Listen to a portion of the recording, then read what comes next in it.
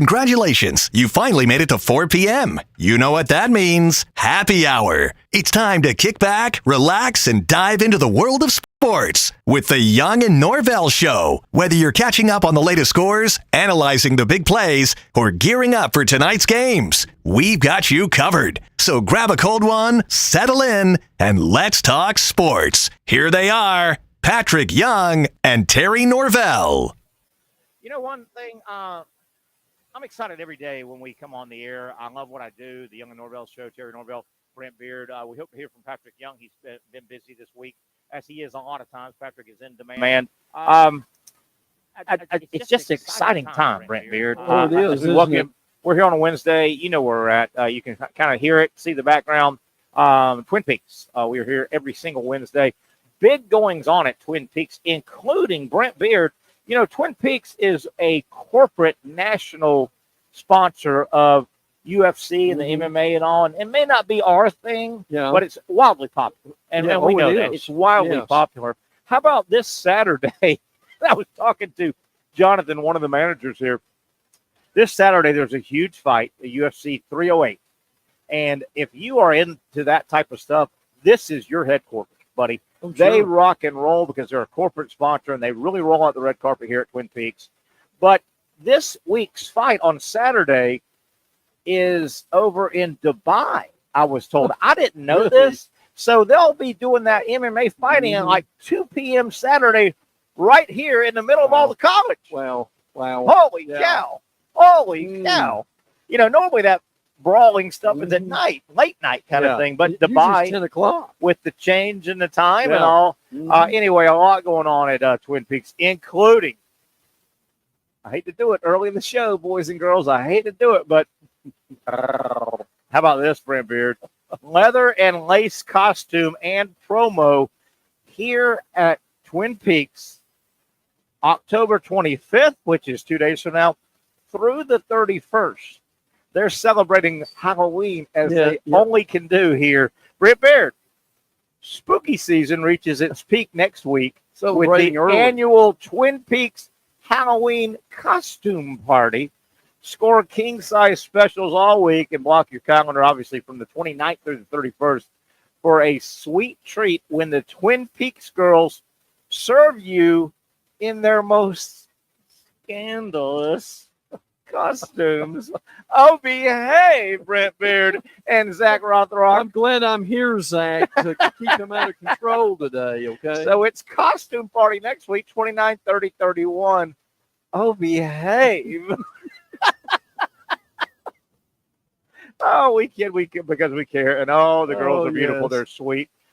When I did our little promo 20 minutes before the show here, I went to the they've got the ice cold, they guarantee you 29-degree it's close. Draft beer. It was 27.2 when I walked in. Wow. I heated the place up a little bit. You did. It's 30.9 now. I heated it up in here a little bit. And not the way the guys wanted it to be heated up in here. Okay. Really. So there we go. Man, we got a lot to get to. We hope to hear from Brent Beaird. Patrick Young a little bit later. Zach Rothrock is here. We'll go over our picks. We got college football news and notes. You've got a lot. I've got some. We've got a big weekend I want to hit. College football every single Saturday, man. There's moving and grooving. There's 10, 12 games that really matter every week. They really are. We'll go over that. Playoff is done. It really has. Absolutely. This thing is hit. We'll talk about. I've got some real serious thoughts on Bronny James. You know, the special moment, wink, wink, contrived, created moment was last night. We'll talk about that. About 5 o'clock, Dr. Aaron Bates from Southeast Orthopedics Specialist. He'll join us. Unfortunately, we have a ton of injuries to talk about in sports. We've got baseball injuries. Freddie Freeman, is he healthy? Did they bring him back from that ankle too early? Rizzo, 2 broken fingers on his glove hand. You go on and on, all kinds of injuries. Jaden Daniels, my God, the quarterback for the Commanders, he's got a massive, it sounds like, rib cage situation. You can't throw a football without your torso. Really can't. No. Man, we got a lot of stuff to talk about with him. But Brent Beaird, I want to start with the NFL and the Jacksonville Jaguars. I don't know if you saw this, and I've been busy all day. I don't know if our local media has covered this today. Yahoo Sports today came out with an article, and I've got the history of it here. I don't have it pulled up, but you can pull it up. Yahoo Sports has a big, in-depth article on NFL teams coming up on the trade deadline. The trade deadline in the NFL is November 5th. Right. So there's basically 2 more games before the trade deadline. The Jaguars are 2-5. Mm-hmm. This Yahoo Sports article says the whole article is the 5 teams that probably should dive in to the trade deadline and start thinking about next year and fire sale. Yeah. They use that term, fire sale. Of the teams, they list Cleveland, Carolina, 2 terrible franchises right now. The New York Giants, it's just gone haywire. Yeah, really has. The New England Patriots, and we saw how bad that franchise is. Terrible right team. Now. The 5th of 5 that the Yahoo Sports national publication says these 5 should really consider a major fire sale. The Jacksonville Jaguars. Mm-hmm. And I point out that there are 2 more games before the trade deadline because you're 2-5. Certainly you start fire selling, and if you win your next 2, you're 4-5. There's a good chance you're going to lose these 2. Look, they may not win until December. They may not with this 5-game gauntlet. Yes. And, Yahoo Sports, I don't think has any grind with the Jacksonville Jaguars. This is what they think. This is a national publication, and they think the Jaguars should be lumped in Cleveland, Carolina, Giants, New England, and Jacksonville fire sale. And they go on. Now, to have a fire sale, and this was kind of spurred because, who was it? The Titans have pushed all in. The Titans are about to send Hopkins, their wide receiver, to Kansas City. Right. They need wide receivers. Yeah. Tennessee has said, we're done. We're all in. We're pushing in for next year. Mm-hmm. Fire sale. And I think there's another Tennessee player, maybe even a linebacker, that they're saying. So they're taking a few of their decent players and getting what they can for them, right? They're trying to tease teams that are still in it and think they're a player or 2 away. That's the impetus of this article. Now, to have a fire sale and to get something, you got to give something. You can't trade Terry Norvelle, the 5th-string running back, and say we're going to get something, right? Yeah. No. Yahoo goes on to say, if the Jaguars do what they think they should and institute a fire sale to try and think about next year and in the future, I think, they don't say this, but I think there are 5 untouchable players for the Jaguars. Trevor Lawrence, Hines Allen, Tyson Campbell, Brian Thomas. Yes. And I'm sorry, I got one more. LSU player, yeah. Yeah. And they've got about 5 players that are untouchable. I think everybody else is touchable, but you've got to throw something out to get. They say, Yahoo Sports says, Tyson Walker was the other one. I'm sorry. Those are the 5 untouchable. Lawrence, Hines Allen, Tyson Walker, not Tyson Walker, Walker, the former Georgia player. I'm losing. Tyson Campbell. Walker. Yes. Campbell, the cornerback from Georgia, and Brian Thomas Jr. Right. Those are the 5 untouchable, in my opinion. Yeah. But Yahoo says Christian Kirk may have some value. You can dangle him to a team such as Kansas City that needs a receiver. Kansas City is depleted. Yeah. And he also has a $24.5 million cap hit for next year. Any validity to this? I think there's some validity, particularly if they lose the next 2. They've got a couple days before the trade deadline, and they can go, okay, we are ready to sell. See, even with the 5 that you mentioned, now they're not going to sell Trevor. I get that, but here's the reality: is for the remainder of those guys, Terry, if you could get 3 players for 1, would you do that? Yeah, and the only guys that could do that would be Hines Allen, Walker. Campbell hasn't played enough. Right. I don't think. And then certainly you're going to hold on to your wide receiver. He's been one of the shining. Well, you're right. Lawrence and your wide receiver. The other, and Hines Allen. But they also mention a couple other people that you may throw out there because they're not going to be around next year probably. They mentioned Cam Robinson, He becomes a free agent. Right. He's going to hit the market probably, and Walker Little. Mm-hmm. But Christian Kirk is one you could see the Jaguars, particularly. Let me back up. They're probably, if they're thinking like this, they're throwing feelers out. Hey, and Kansas City looks like they have gotten their receiver core under. They're going to make the trade for Hopkins. But there are other teams out there that think they're having big years, and they go, man, we're depleted at receiver. Yeah. If you're the Jaguars, you have that agent. You have somebody make a call and say, hey, if you called about Christian Kirk and you need that second or third receiver, we'd listen. Yeah. We'd listen, particularly if they lose 2 games before. There's 2 more games before trade deadline. Right.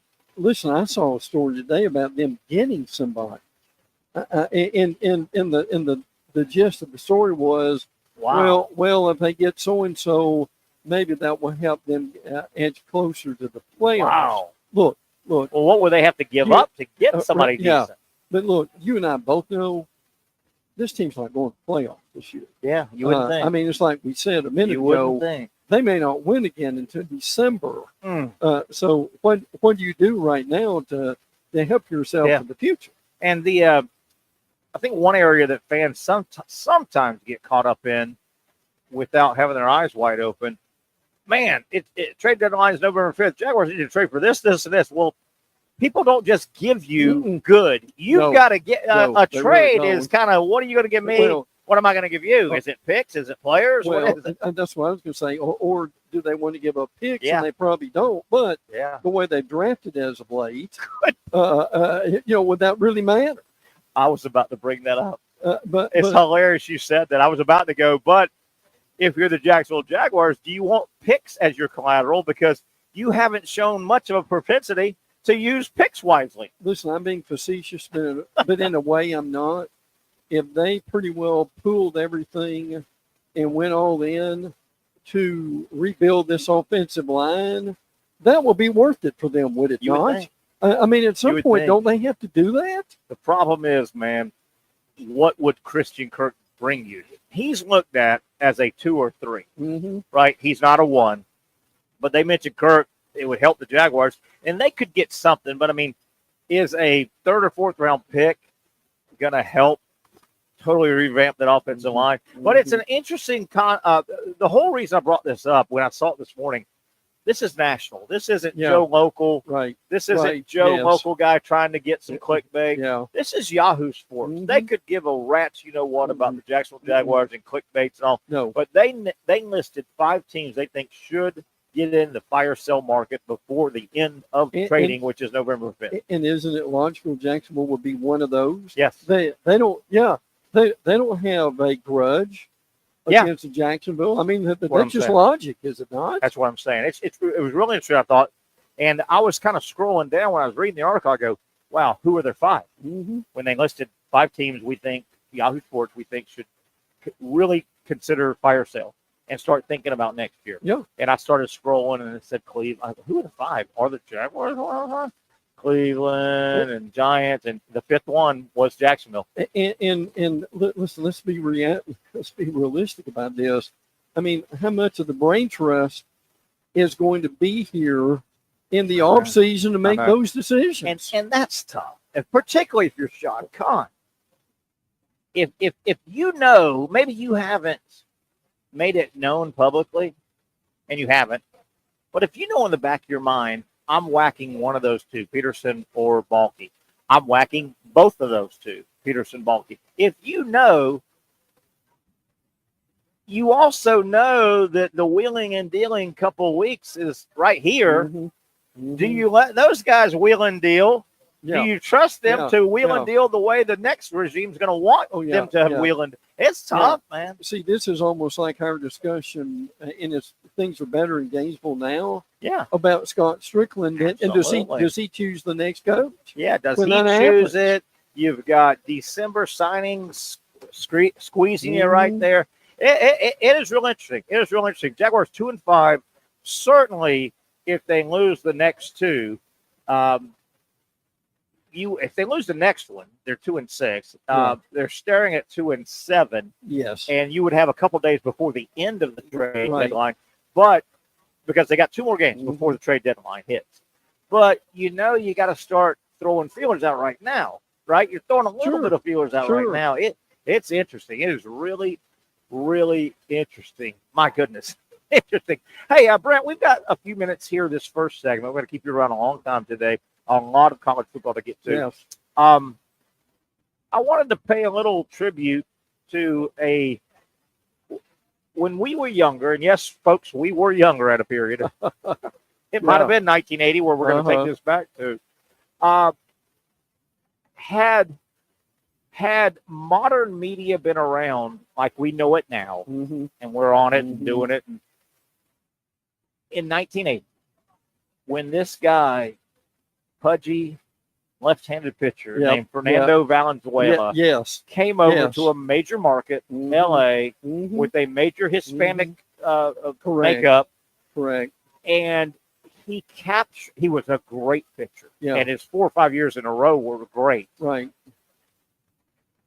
I don't think young people have a clue how massive Fernandomania was. This guy came over and grabbed. I don't care if you're a Dodger fan. Right. If you didn't love this guy and love his story. Fernando Valenzuela passed away, reported a day or so ago at the age of 63. What a shame his Dodgers are playing. That's a young age, bro. It really is. But reflect on how big Fernandomania, this left-hander, took over the Major League Baseball / the world of sports. Oh, yeah. And at that time, his English wasn't very good, but everything else was very good. And listen, help me from a former player standpoint. He basically had 5 pitches. Really did. Right? They were we're not saying he had 5 pitches and 3 were good and 2 were he threw every now and then. He had 5 He had a fastball, pitches. a curveball, a screwball, a changeup, and so many things. He came on the heels of Mark the Bird Fidrich in like 76. Right. And he was a flame out, though. Fidrich was a guy, talked to the baseball, funny hair, looked like the Wendy's girl, was good, blew his arm out. Fernando stuck around. Fernando came up with the Los Angeles Dodgers. Right. Now, keep in mind, the Dodgers in the 80s, I mean, the last time the Yankees and the Dodgers played a World Series was 81. The Dodgers-Yankees coming out of the 70s, they were dominant. The Dodgers were great. They were. Fernando had so many elements that played to his mania. Yeah. He was pudgy. Yeah. I think every man, every man went. Right. He wasn't. He wasn't Roger Clemens with shoulders this big and a waist this big, and you know Nolan Ryan in his heyday, the big right hand. Fernando was a pudgy left-hander. Spoke broken English, like you said, which kind of played into it. It did. His windup was unique. His natural windup, if you remember, he would wind up, and as he's turning, he glanced to the heavens. And it was just his windup, but there would be a million pictures. He's right here, and he's the Mexican community in LA, the Mexican community around the country, and then the Mexican Hispanic community in the world. Latched onto this guy, and he was good, and it was really good. Help me on this. Didn't he have 20 complete games 1 year? I think he did. Now think about that. In today's time, when they will not let these guys, Terry, go past 5 or 6 innings at the most. Pitch count. 20. Now he was so good though, he only threw a certain amount of pitches. He didn't really have to, but. That whole thing was something. And it wasn't a flash in the pan. He was a star for multiple years. He was. I mean, he was Fernando, not a Hall of Famer. He was 4 or 5 more years. I think his arm kind of went. But I mean, he was a number 1 star, all-star starter level pitcher for 5 or 6 years. Oh yeah, dominant. And but my God, it caught on so. It was massive. Fernandomania. It's funny. Again, you and I think alike. I was thinking about the same thing about what would it be like today. And look, seriously, back then he was on the cover of everything. He was in the paper every day for something. Literally, the 6:30 Yeah. He was on the local news everywhere. Yeah. Okay, the local in Jacksonville, Tampa, Birmingham, all your when local news was a big deal. Yes. That 30-minute 6 to 6:30. Right. He then was on the Walter Cronkite, Dan Rather, national, Tom Brokaw, national news because there was some type of new attendance record or Fernando's. I think he started out like so many and 0. So there was a count. My God, this phenom is 6-0, 7-0, 8-0, 9-0. Can you imagine the money he would have gotten in today's game with but he was like OJ before the murders. In that, I mean, this guy was not. That's a really good point. It was not just sports, Terry. No, it really transcended. I mean, during the off season, he'd be on Bob Hope or something. He really like would. That. Time Magazine. Yeah, he was on Bob Hope, and he would be on 60 Minutes. Yeah. I mean, it was an international story. It really was. This guy was he was something. Passed away at 63, and it was fun. What did he do after he left baseball? I'm glad. I wanted to get to that before we got out of here. He spent about 17 years as the analyst for Dodgers Hispanic radio broadcast. Yes. So he was a Dodger. I think he held out a couple years in. His agent had him hold out. Did he go to another team he might have went to another team or just held out. But no, he was a Dodger through and through. And keep in mind, the Dodgers back then, that was Tommy Lasorda's heyday. It was. So you had Tommy Lasorda, one of the great baseball men, but showman. Yes. Tommy Lasorda was your agent, basically. I mean, and Tommy played him well. Oh, yeah. Tommy and Fernando, it took him a little while. Remember, he was this pudgy. And I remember watching a TV show. It might have been 60 Minutes. Somebody traced his hometown. You talk about dirt floor. Yeah. By a tree at the middle of a dusty road, and you had to go catch a rabbit to have dinner. He came from nothing. And it took him about 3 or 4 years, but he started figuring it out. And he played the game. And he played and it's actually cute. The Hispanic speaking game. Yes. Sofia Vergara plays that game real well. But Fernando he was never the life of the party, right? But he got comfortable in his skin. At first he was. At first, remember, he was oh my goodness, cameras and all, and he couldn't speak well English anyway. Can you imagine how excited the TV execs are with the Dodgers and the Yankees? I mean. Are these guys sleeping at night? They're so excited. I mean, it's so good. It really is. East Coast, West Coast. Yeah. And, frankly, the two best teams in baseball. Yeah. They're two best teams in baseball. And the two biggest stars are playing. Yes. Yeah, yes. And I mean, gosh darn, this thing could be really big. And I don't expect it to end in 5 games. I don't expect somebody to 4-1. I think this thing goes 6 or 7. Yeah. Definitely. Agreed. Definitely. But you hit it, too. You've got Aaron Judge, the star in New York. I mean, that is the international city. Yes. And then you've got Ohtani. And by the way, these two teams have much more than just those guys. You got Ohtani, and you've got the Japanese audience, and that's going to draw a lot of the rest of the world on. Oh, this thing could be huge. But listen, I mean, you've got this Ohtani is just amazing, Terry. I mean, you played the game. You understand this. I mean, like I'm throwing this out, but you get the point. I mean, in 3 or 4 games, he's 10 of 12. Unbelievable. Or something like that. Yeah. I mean, who does that? And they're doing something unique with him. It makes sense mathematically. He's a big, strong power hitter. And he runs well. He steals bases. He doesn't look it, but he is. Yeah, big, strong power hitter. Can hit a ball a mile. They bat him leadoff. Yeah. Did you know that? That's amazing. He bats leadoff. And the reason they do that, and baseball's done this before. This is not the Dodgers just figuring it out. The theory is if you bat him leadoff, you may be buying him one more at bat in a game. Yep.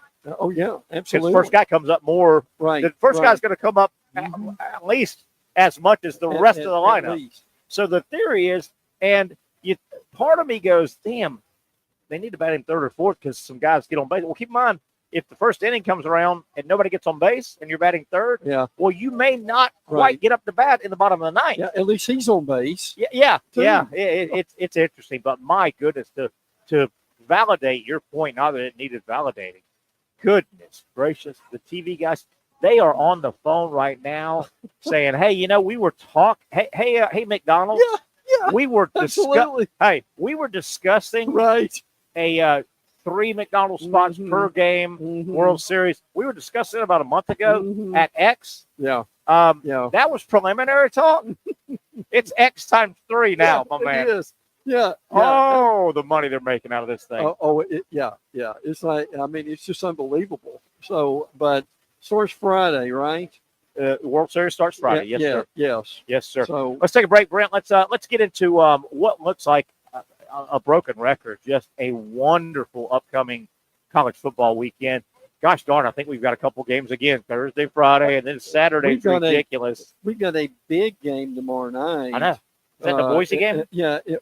That and we've also got a big ACC game that we'll talk about with undefeated Pittsburgh and Pitt, for God's sake. Yeah, who would have thought they'd be undefeated going into Halloween? Who would have thought that? Zach Rothrock producing. We're going to get to our picks. Even though Patrick's not here, we can review those tomorrow if Pat doesn't check in with us. We got to go. So, man, I took a bath over the weekend. My picks. That happens. It does. That's what they call it, gambling. But you know what?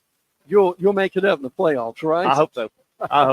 Let's take a break. One down, a long way to go. Of course, it's Wednesday. It's hump day. That means we are at Twin Peaks, our wonderful home on Wednesdays. The crowd rolling in. Happy hour, obviously, 4 to 6. They do double happy hours here Thursday through Sunday. They know what is going on, man. Great cold beer, great food, and great hospitality with the Twin Peaks girls. Brent Beaird, Terry Norvelle, and you on the other side.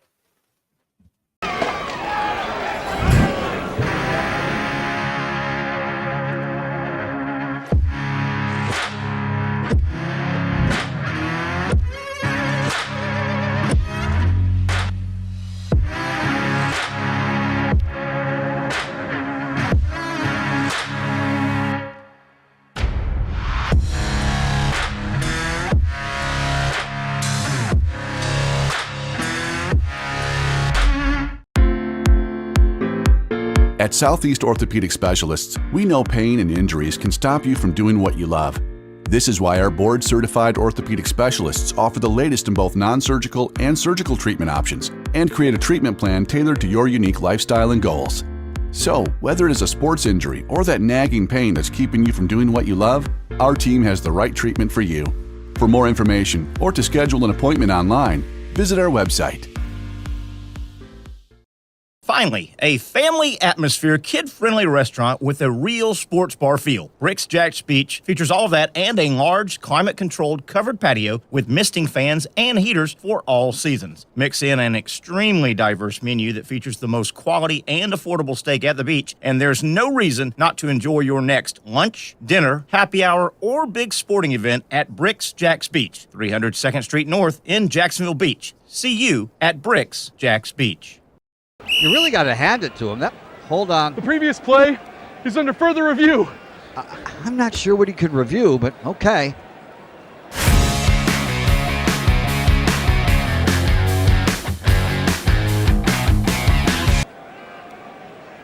Sure has been a while. Dine in at Hurricane Grill and Wings for the football season. Well, there he is. Oh, what is that? The Action Sports Jax 24/7 network is streaming. I'm Stuart Weber, and I'm here to teach you a nice 3-step process on how you can watch all your favorite programming from the Brent and Austin Show every weekday 10 a.m. to 1 p.m. or the Cup Date with me. It's fantastic. We talk NASCAR. It's a great time. Wednesdays at 1 o'clock. All right, first step, easy. Download the Action News Jax app. You probably already have it downloaded on your phone, so you might already have that one taken care of. Step 2, see that stack of pancakes up there? You click that stack of pancakes, and it's going to bring down step number 3, which is a full screen of all the different streams that you can click on, including the Action Sports Jax 24/7 stream. You click that, the video's rocking and rolling on your mobile device, you're watching all the shows you want to, and you're having a good time. You can also do it on your smart TV with the Action News Jax Now app. I do it on my Samsung TV at home. It's a great way to watch it on a nice, large screen for all the content. That's the Action Sports Jax 24/7 network. Hope you can find it. You trust CGC to make your water great, and now you can trust CGC with your plumbing needs as well. Fast, convenient scheduling, licensed and insured. A quick call away at 904-552-1242. You never know when you're going to have an issue with a shower, toilet, or maybe it's a sink that sometimes is easy to fix. All right, let's be honest. I'm not fixing anything. I'm totally staging this because when I have a plumbing problem, I call CGC Water Treatment and Plumbing. Trained professionals, transparent pricing, customer satisfaction. Small problem or even a bigger issue. Maybe you need a new tankless water heater or something a bit more intricate. The experts with 25 years of experience at CGC Water Treatment and Plumbing can do it all. Call 904-552-1242 or visit cgcwater.com. That's 904-552-1242 or cgcwater.com. CGC Water Treatment and Plumbing, an authorized independent Connecticut dealer. Florida license number CFC 1432579.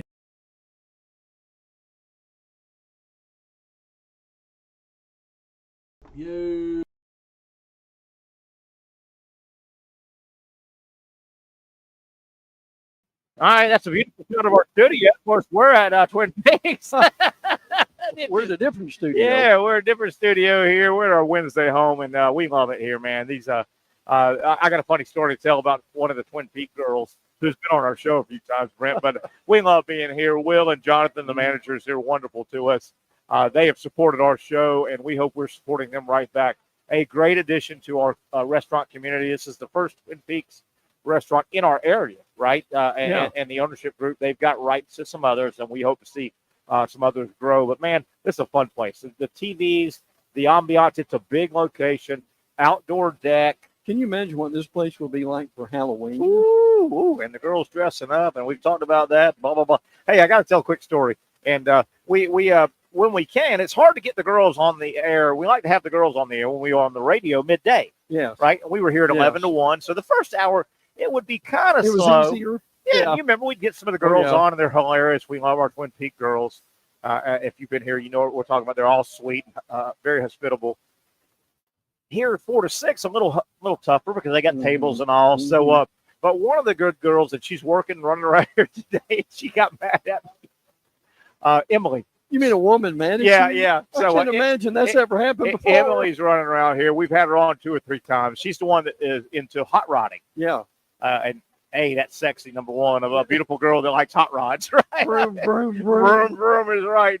Since she grew up, her dad's a hot rodder, and blah, blah, blah, blah. A sweet girl, just love her to death from McClinney. She's also the girl that said, she's from McClinney, and she told us one time on the air, she says, and you may have been here. She says, yeah. I asked her about, well, you're a hot rodder, and your dad's a hot rodder. You like big, powerful cars. You know a lot about cars. I said, do you have a lead foot? Do you have a heavy foot? She says, yeah, I've gotten a few tickets. She says, as a matter of fact, I've been stopped by the same police officer out in McClinney like 6 times. And I said, Emily, that's not a speeding issue. That's a stalking issue. Yeah. Oh, yeah. We call that stalking. She may be tougher, right? She may be tougher than a lot of men out there in McClinney. She hadn't figured it out. And when I said that, her eyes kind of went, oh, he keeps pulling me over because he wants to get to know me. Oh, yeah. Gee, really? Yeah. Tell me your life story before I write the ticket. Yes. So anyway, sweet girl. And we've had her on. She's funny as heck. And they're all sweet girls.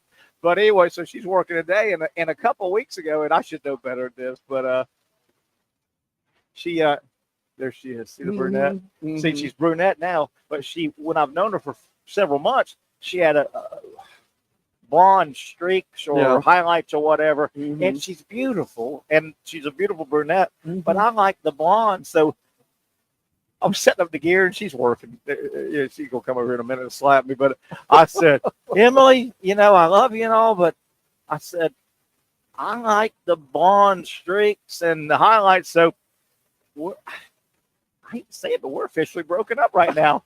And I'm guessing the service for this table just went away. And she basically kind of gave me I never knew we were dating.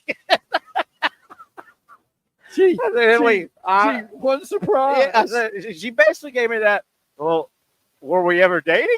I didn't know we were ever dating. I said, all right, well, I was like, oh, okay, I know that's you covering your broken heart. But we'll talk after the show. By the way, how many warning tickets do you get before the sheriff gets involved? Isn't that great?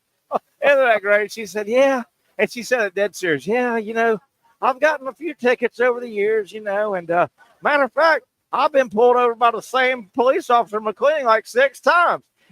As honest as it can be. Yeah. I'm like, he's trying to get you to write your phone number on that warning thing, Yeah, he's just doing his job, right, Terry? Oh.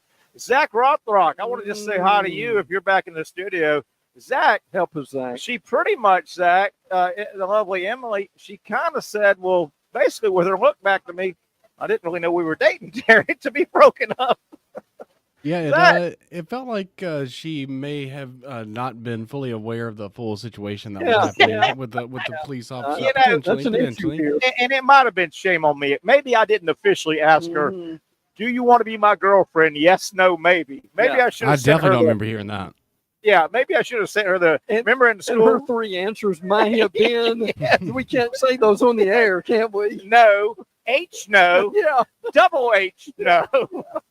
Yes. Anyway, to heck with you. Hey, Zach, who asked you to come on here? Hey, who asked you to do Yeah, that? I'm What not are you sure. doing? I'm not 100% Hey, sure. what about the South Carolina Gamecocks? I picked them not only to cover in Norman, I thought they were going to win. And, my God, South Carolina, one of the big winners over the weekend. Yeah. They just put a whooping on They sure Oklahoma. did.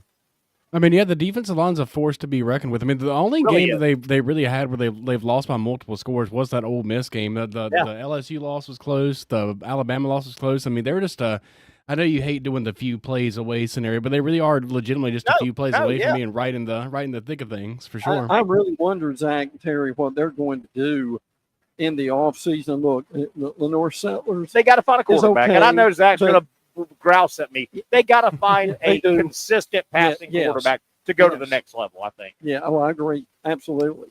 I mean, Sellers is helping Zach. Sellers is better, but I don't know if he's a long-term answer. Yeah, I mean, if you could get a guy to transfer to your program like they did with Spencer Rattler a couple years ago, I mean, that would obviously be ideal. But I do like what I've seen from Sellers. I do think that he is nowhere near what his ceiling could potentially be. I think he does a really good job keeping his eyes downfield when the play breaks down. But you can pinpoint to specific moments every single week where he just makes a play that's just like, what are we doing? He putting the ball on the ground. It's just a lot of bad plays. I see Sellers if next year Brent's right. If Beamer, which I didn't think he was going to make it to next year. Yeah, he surprised me. Shame on me. He surprised me. If Beamer restocks that roster, gets it a little better, goes and finds a quarterback, I could see Sellers becoming a Debo Samuel kind of guy, and nowhere near that. But I could see him being a slot guy, a receiver guy, a running back guy. Mm-hmm. Anyway, all right, Zach. Let's get back to Brent Beaird. The week coming up, and you mentioned it. How about Thursday night? Let's talk about some games here. Absolutely. This segment and next segment before we get Dr. Bates on. Thursday, who would have thought Syracuse, 5-1, 2-1 in the ACC, coached by a Kirby Smart disciple. That's right. At Pittsburgh, 6-0, 2-0. Cade Bell, their offensive coordinator. Oh, that's a huge moving game in the ACC Thursday night. People really need to pay attention to that for both these teams, particularly Pitt, having this kind of year. I like Narduzzi. I've always liked Pat Narduzzi. And their quarterbacks, Eli Holstein, who was with Alabama. From Alabama, yeah. And Cade Bell, who obviously Kerwin Bell's son, played quarterback at JU under Kerwin. Cade immediately got done playing quarterback and grad assistant, got into the coaching. Right. He's been a coach now for 10 years or so. He's 31, 32 years old. Yeah. He did a great thing. He got a grad assistant and then under his dad a couple of years, and he got away from his dad. He did. Which was smart. Absolutely. He went with Jerry Odom, who was at Tusculum. Odom is back with Kerwin as his DC at Western, but Cade went and got away from his dad. Yes. And learned other philosophies. Cade Bell is Pat Narduzzi has been around forever. He has. He knows people. Yeah. He hired this young gun out of Western, Cade, who was putting up big numbers. Cade Bell is an up-and-coming, rising there's no OC. question. You really wonder if Cade Bell within 5 years will be a head coach somewhere. He's got to make the right choice. He does. Of East Carolina or someplace he can turn. Now, see, like Will Hall's been fired at Southern Miss. Perfect job. Something like that just to get going. Get going. Yep. South Alabama or something of that. Now you can't stay there forever. No, go there 3-4 years. Troy. Go there 3-4 like years that. and get out. Yeah. But Cade Bell is he's 31, 32 years old. He's considered a riser in college. Well, fun game Thursday. How about Friday's game? You've got UNLV. Okay, they're having a pretty good year. They made the most news with the quarterback walking away from the NIL, okay? But they're pretty good. Barry Odom is their former Missouri coach. They're at home. They're tight for first in their conference. They're hosting Boise State. That's right. This will be the most watched UNLV game ever. I bet you. Yeah. Boise State with a Heisman contender. Boise State is 5-1, 2-0 in conference play. Their one loss was to the number one team in the nation, Oregon, by 2 points. Yeah. And Boise's the clear leader in the clubhouse for that group of 5. That's a huge game. Are. It is. And if folks, they may have forgotten the number 12 slot in the playoffs, at least for the next 2 years, before they expand it and probably change it, will go to the non-Power 4 team. Group of 5 gets a bid. Absolutely. And they'll play the 5. Yes. Right? 1, 2, 3, 4 will be off. Right. 5 will play 12. Right. I mean, not that we don't have 5 really good teams, but I mean, they're not going to play whoever's 1, 2, 3, or 4. They'll play the 5. They'll go to the 5. Yeah. Right? True. But Boise, huge game Thursday. It is. Now, again, you got Syracuse at Pitt on Thursday. Friday, you got Louisville at Boston College. That's a decent game. Not bad. Look, Louisville, I don't know if I want to say they scared Miami, but they at least kept up with Miami a little bit. And those are 2 programs that really need to hold on and finish good seasons. BC, I've been impressed with. They're running out of gas a little bit because it's first year for Bill O'Brien. Yeah. And Castellanos has been hurt here and there. Yes. BC plays good football. And Louisville, Jeff Brom knows what he's doing. And in the late game, if you and the dog are still up, Rutgers at USC. How about that? I'm telling you, listen to this. How embarrassing would that? Would they boo Terry? Would they boo him if Rutgers comes in there and wins? Lincoln Riley, yeah. And that that's would a Big Ten game, by the way, isn't it? Yes, and that would be that'd be like lost 4 in a row or something. 4 in a row, yeah. Boy, the wheels. I tell you, the race between Florida State and USC, most disappointing season is close. Yes, it really is. Probably bigger for USC. I mean, USC, my goodness. They may not be bowl eligible. Saturday, we've got a good slate. We're going to finish up. Let's get a couple of these games, take a break, and finish. What do you think of Notre Dame Navy? I said the other day, and I get that Navy has had big games with Army because they're trying to win the Commander-in-Chief.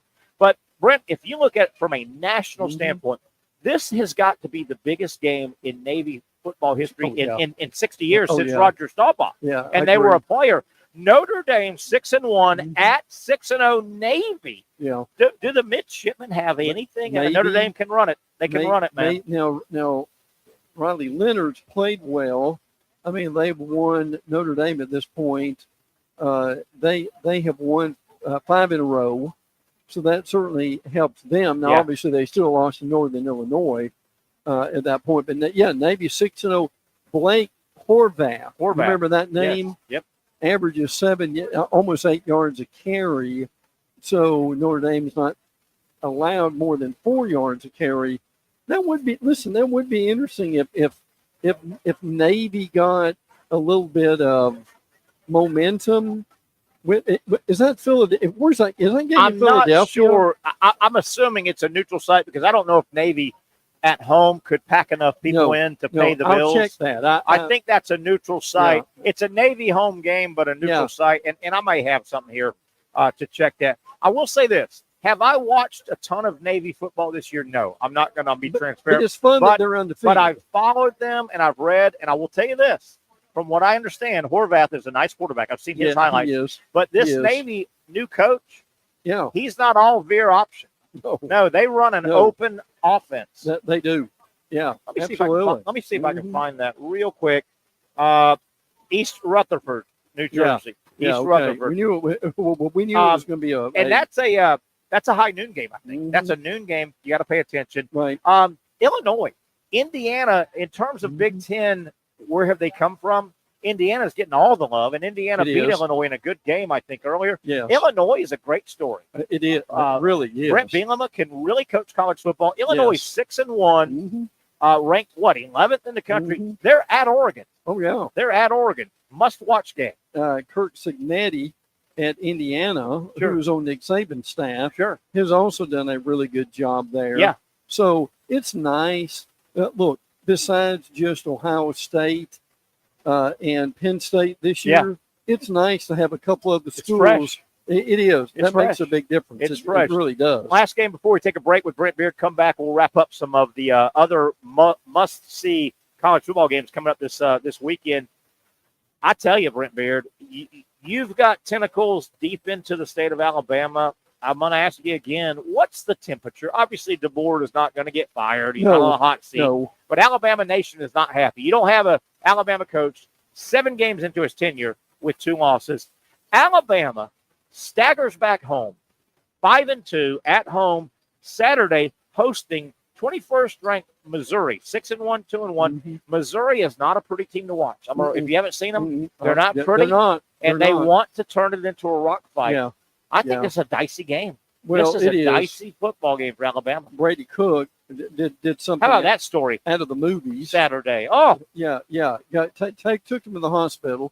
Said he didn't even remember being in the hospital, and then he comes back, and then he leaves them 95 yards on the winning drive at the and end he's of the running game. around like Michael Vick. Yeah, He goes out. Yeah. For people that don't know, I want to reiterate what you said, and I want you to get back. We'll spend a couple minutes on this, take a break, and come back to some games. Brady Cook from Missouri, injured early in the Auburn game this past Saturday. Early. It's in Missouri. He gets injured. Not only does he get injured and it was a non-contact, by the way. Goes down. I don't know if it's knee or ankle. I think it was ankle. Yeah, ankle. Goes out of the game, and he's done. He has been out for multiple series. Not only does he go out of the game, he leaves the stadium, and they take him to a nearby hospital. Right. They don't have an MRI in the stadium. Mm-hmm. He doesn't come out of the game. He leaves the stadium, gets an MRI, comes back into the game, into the stadium, to the sideline. Missouri's done nothing all day. Yeah. They're losing like 17-6. Yeah. He goes into the game and leads a comeback win. And listen, the game was Hollywood. practically over at that point. I was stunned watching that game. But look, they have got Luther Burden, who could be in the NFL today, and Theo Weiss. Yeah. Now, Alabama's going to have to cover those guys. Alabama right now is very thin. Keon Saab, one of Alabama's young defensive backs, played the Tennessee game on a broken foot. Ooh. So I don't know if you've ever played in a situation like that. Hold on, let me think. Nope, never played on a broken foot. Yeah. So, but no, it is a dicey game. Really, and you know, Missouri, their style of play is rock fight. Man. They want to get you in. It is. Missouri just as soon beat you 17-14. Oh, yeah. By the way, on a side note, we'll pick this up when we come back. Eli Drinkwith very interested in an opening at Florida if that opened up. How about that? Yes. How about that? Boy, he's rough around the edges, though. He's funny at times. Yes. Give him some credit for that. Terry, he's a different dude, isn't he? He is a different dude. I don't know. And he's been there now 4 or 5 years. So we've gotten to see him a lot. And I do this with Drinkwitz. I'm like, sure. Yeah, okay. Quit being a you-know-what. Oh, okay, sticking up for his team. Yeah. Wait a minute. Come on. And they got drilled by A&M. Oh, my goodness. But they play a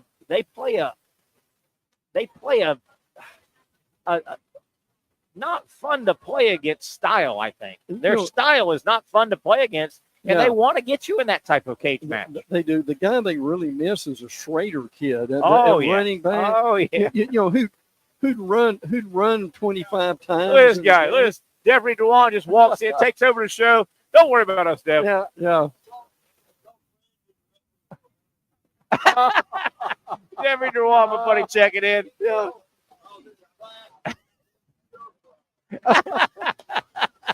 Not afraid to give an opinion. Yeah, old Debbie walks over to take over the show. I love that hat, though. NFL on Fox. Yeah. Terry Bradshaw gave him that hat. Put that hat in front of that camera. Put that hat in front of that camera right there. Put that. Terry Bradshaw gave him that hat. Hey, that's nice. Get out of here and buy me a beer at the top of the hour.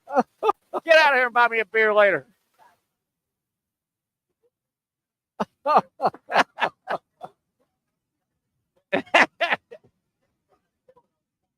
Don't mind us, Dev. We're just doing radio. Oh, yeah, absolutely. You can't say that. Get him out of here. Get him out of here, Zach. Get him out of here, Zach. Is that the FCC on line too? Yeah, get him out of here. Security. Do we need to go to break early? Get over that bar and order me a beer in an hour from now. Where's Zach when we need him right now? Zach, where you at? Where's the blue dot screen there? Yeah. That's our buddy Debbie Jawan, wonderful dude here in town. I think Zach hit the mute button somewhere in there. So. Hey, Zach, I think you guys being held hostage? What's happening? Hey, if you know Debbie Jawan, there's no filter. Debbie. And I think he cleaned it up too, right? Zach, let's go to break real quick. We'll come back and finish college football. Yeah. We are. For those dealing with pain from a sports injury, arthritis, or spine condition, Southeast Orthopedic Specialists offers innovative new non-surgical options. Our regenerative medicine treatments, including platelet-rich plasma and other regenerative treatments, use your body's own restorative cells to aid in treating injuries. These procedures are performed in our offices and typically require minimal downtime. If you want to get back to doing what you love, our regenerative treatment options may be right for you. For more information or to schedule an appointment online, visit our website.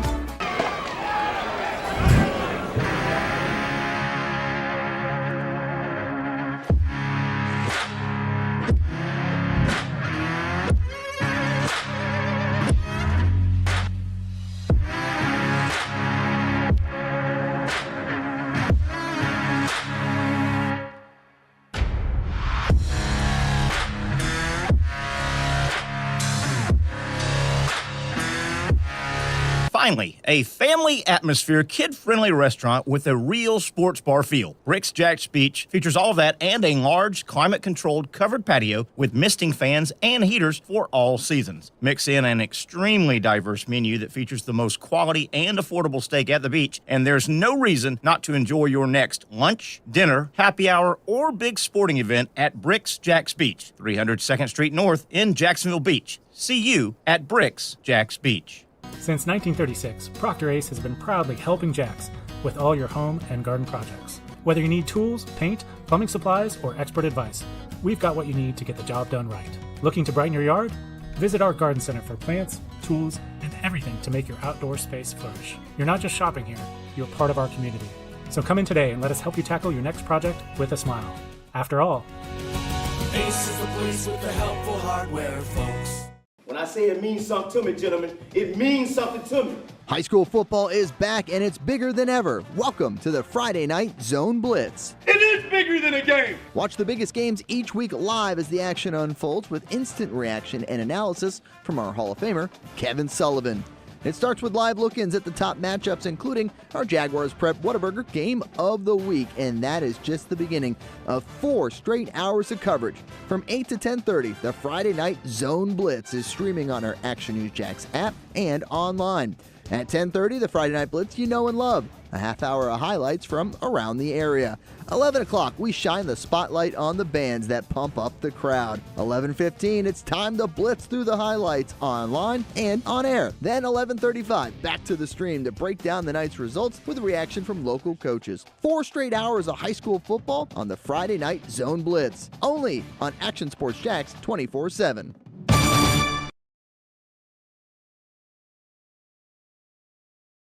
Baker Sports is local sports. Uniforms from Pop Warner and Little League to travel ball, high school, and college. They make you look good.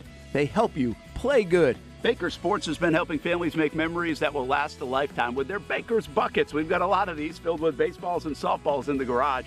I've been throwing batting practice to Ty and Kaylee for years and also sit on the Baker's Bucket, catching Kaylee while she practices or pitching. Baker Sports is homegrown, and a lot of employees that used to play on local ball fields now work for Baker Sports, now helping you look good, play good, and make memories of your own. Visit Bakersport.com to see what Baker Sports can do for you. Custom apparel, Nike, Under Armour, Adidas, embroidery, screen printing, and more. Baker Sports is local sports from Jacksonville to anywhere in the Southeast. Bakersport.com.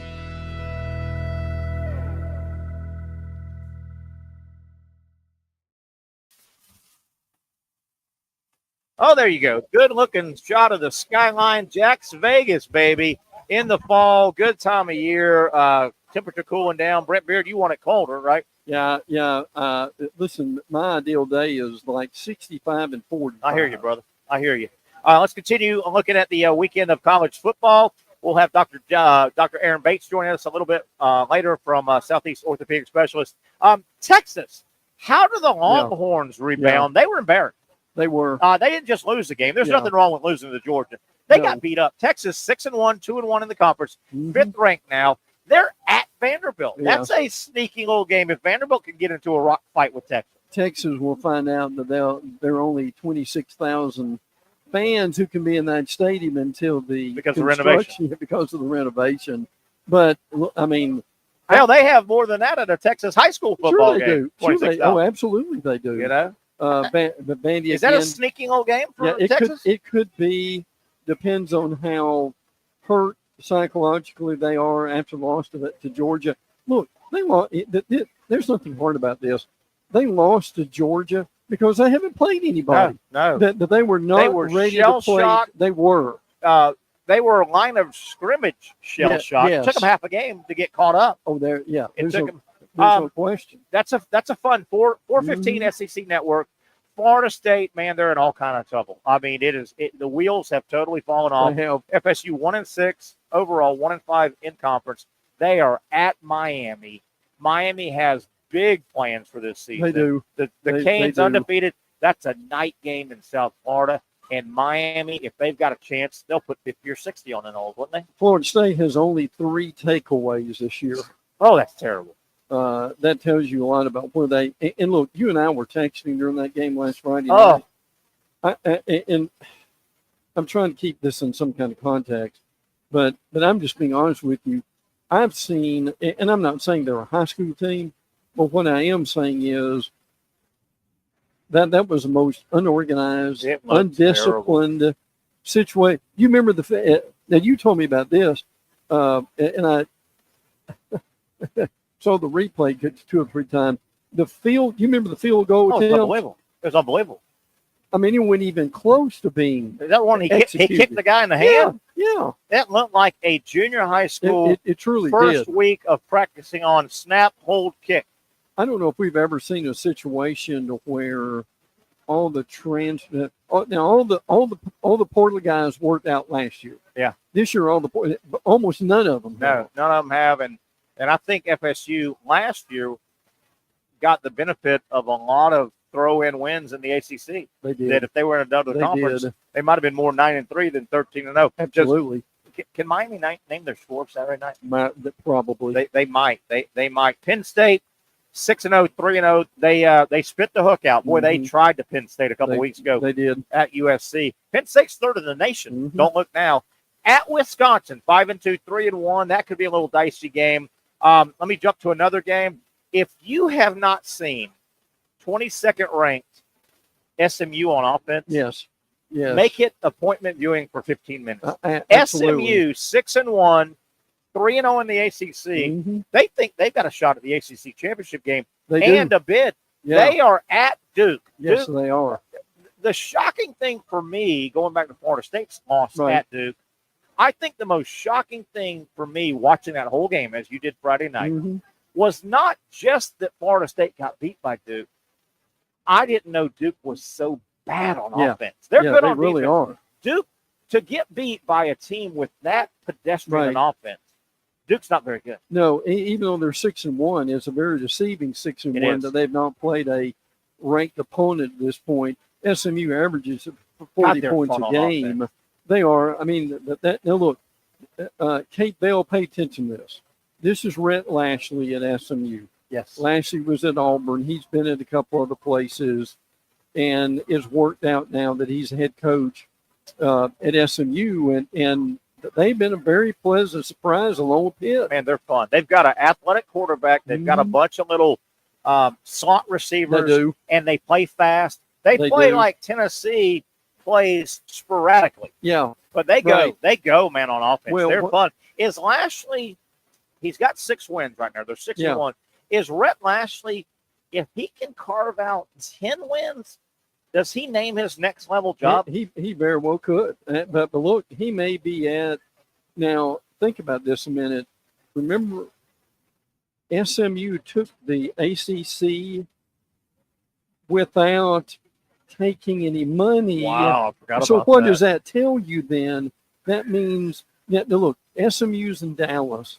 They've got more money than people would ever realize. Unbelievable money. So Deep if you pocket. so if you're Rhett Lashley, are you in a real hurry to get out of there? Yeah, I tell you, it's a neat offense they run. It He sure runs is. a neat offense. But They're fun. look, can you tell he is a Gus Malzahn disciple?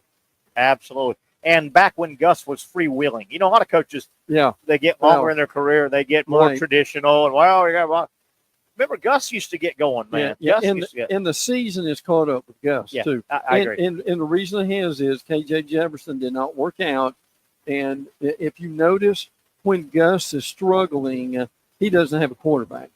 Who had on their bingo card biggest SEC game of the week coming up this weekend, this Saturday? Nobody. 8th ranked LSU, who lost their season opener. They're 6-1, 3-0 against 14th ranked Texas A&M, who lost their season opener. Right. They're 6-1, 4-0. Let me say it again. Biggest SEC game of the weekend. Yes. LSU at Texas A&M. It's going to go a long way in determining who might play in Atlanta. Both of these teams opened the season with a loss. Sure did. How about that? Notre Dame beat A&M in a good game. Right. And USC, of all people, beat LSU. Yes. Well, and again, they regret that USC loss. Oh. But frankly, it was a neutral site game against a named opponent. So they'll be forgiven that. But they've really stepped it up. Garrett Nussmeier leads the SEC in touchdown passes at this point. But by the way, this is a ninth time LSU and A&M have met as ranked teams, and LSU is 8-0 in all those meetings, which is interesting. But LSU's come around. I mean, they've got those receivers like Kyron Lacey, who caught the winning touchdown pass against Ole Miss. Always got Kyron Lacey, Jamar Chase, they do. Brian Thomas Jr. Yes. And I don't mean to cut you off, but tip of the hat, and sometimes coaches know a little more than you and I. Yeah. Mike Elko went back to Weigman, even though Marcel, I can't remember his name, the kid that started Reed looked so good, but he did. went back to his quarterback, and it's worked out. I do believe, I think I hear Dr. Bates on with us. Dr. Bates, are you there? Hey, buddy, yeah, we can hear you okay. Your hearing's good, Terry. Yeah, I can hear you, Doc. I can hear you. Can't see you right now, but we can hear you, and that's the main thing. Hey, Doc, we were just talking about USC. Brent, you don't know this. Dr. Bates was at the Maryland USC football game. How happy he must be after that. By the way, compliments of Mike Loxley, Dr. Bates and Coach Loxley go way back. And Doc, you and I were texting a little bit that day, and I'm telling you, I was proud of Maryland, but I go, they're not going to pull this thing out. And damn if they didn't. What the hell happened at the end of that game, Doc?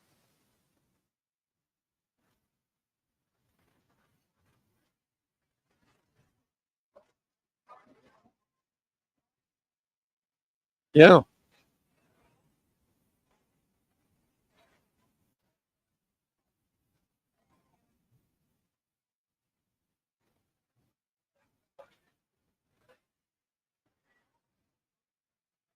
It was.